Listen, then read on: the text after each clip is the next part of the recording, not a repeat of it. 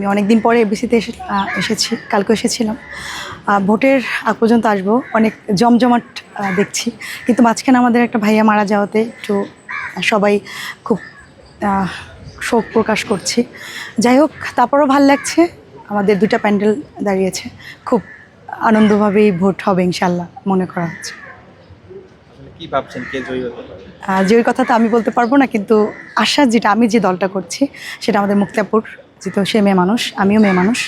আর আপু আমার কলেজের একটা আপু, খুব ভালো লাগে, সেও অনেক ভালোবাসে আমাকে। আর জয় ভাইয়া এ তো অবশ্যই ভালো একটা মানুষ, কে খুব হেল্পফুল একটা মানুষ। আমাদের আর্টিস্ট যারা আছে সবাইকে খুব খুব ভালোবাসে। আর খুব মানে আমাদের যখন বিপদ আপদ হয় ফোন দিলে 1 সেকেন্ডও থাকে না, দৌড়িয়ে চলে আসে। এই জিনিসটা খুব ভালো লাগে জয়ের ভাইয়ের। এফডিসি যে উৎসবমুখর পরিবেশ, সবসময় যেরকম অন্ধকার থাকে, এই যে উৎসবমুখর পরিবেশ না আসলে কি বলা যায়? সেটা বলবো আমাদের যে আর্টিস্ট ভাই, এটা আমার প্রবলেম নেই, এটা আমার এটা ছাড়বেন, এটা আমার। হ্যাঁ, হ্যাঁ, সেটা আমাদের কিছু আর্টিস্ট আমাদের বিসি থেকে হারিয়ে গেছে। তারা যখন ছিল নতুন আপা, অনেকেই আমাদের যারা আর্টিস্ট পুরনো ছিল তারা অনেক হাসি খুশি ছিল, ভালো ছিল, আমাদের ভালোবাসার মানুষ ছিল। তারা যখন এখন নেই, তখন হাসি খুশিটাও এখন চলে গেছে আমাদের মনে হয়। এখন আমরা যারা আছি, যারা টুকটাক কাজ করছি, যারা এখন বর্তমানে হিরো হিরোইন আছে, সবই তো মানে মন খুশিটা তারা নিয়ে চলে গেছে। এখন মন খুশি মানে হাসতে পারি না আমরা এখন মন খুলে তাদের জন্য। এখন যারা আছি কাজ করে যাচ্ছি সবার ভালোবাসা নিয়ে, দর্শকের ভালোবাসা নিয়ে।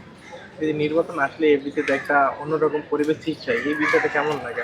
অনেক ভালো লাগে। এটা আমাদের আর্টিস্টদের মিলন মেলা বলা হয় এটাকে, যে আমরা অনেক দিন পরে সবাই শুটিংয়ে ব্যস্ত থাকি, আসতে পারি না, দেখা হয় না অনেক সময় ব্যস্ততার কারণে। যখন আমাদের উৎসব হয়, যে ভোট হয় বা কিছু অনুষ্ঠান হয়, তখন আমরা সবাই একসাথে যখন দেখা হয়, মিলন মেলার মতো ব্যাপারটা, তখন এতটাই ভালো লাগে, মন খুলে সবার সাথে কথা বলতে পারি। আর এই জিনিসটা আমি খুব ভালোভাবে ফিল করি যে হ্যাঁ, অনেক ভালো লাগছে। আমরা শিল্পী হয়ে মনে হয় এটা ভালো হয়েছে, শিল্পীটা হয়ে। আপনি যেহেতু একজন আর্টিস্ট, আপনার কাছে কি মনে হয় যে এই নির্বাচনে আমাদের মানে কিংবদন্তি শিল্পী বা আরো আর্টিস্ট থাকলে কি এটা আরো জমজমাট হতো কিনা?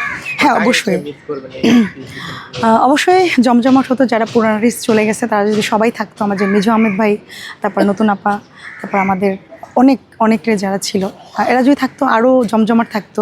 তারা পুরনো কিছু কিছু, এই যে আমাদের কিছু কিছু আর্টিস্ট কিন্তু বাইরেও চলে গেছে। আমাদের শাবনুর আপু, পূর্ণিমা আপু নেই, অনেকেই নেই, পুরনো যারা মৌসুমী আপু নেই। এখন যারা আছে তারা কাজ করছে, তাদের সাথে ভালোভাবে আমরা কাজ করছি, কিন্তু পুরনো যারা আছে তাদের খুব মিস করছি।